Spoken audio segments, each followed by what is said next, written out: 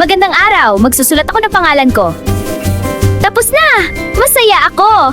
Si Ana ay isang batang kinder na nag-aaral sa Balibago Elementary School. Isang araw, sabi ng guro, Mga bata, alamin natin kung paano isusulat ang ating pangalan. Paano ko kaya madaling matatandaan ang A&A? masipag siyang bata at gusto niyang matutong magsulat ng kanyang pangalan. Unang paraan, iginuhit ni Ana ang A sa hangin gamit ang kanyang daliri. Letrang A. Sunod ay N, at huli ay A, A-N-A. sabi ni Ana habang gumuguhit sa hangin. Kinuha ni Ana ang kanyang mga blocks. Inayos niya ito para maging hugis A, N at A.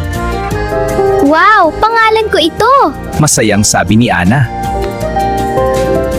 Ikatlong paraan, pagsulat sa papel. Kinuha ni Ana ang kanyang lapis at papel. Sinulat niya ang A, Sunod ang N. at huli ang A.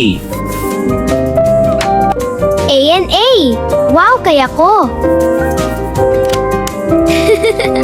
Kinabukasan sa Balibago Elementary School, ipinakita ni Ana sa guro ang kanyang ginawa. Titan.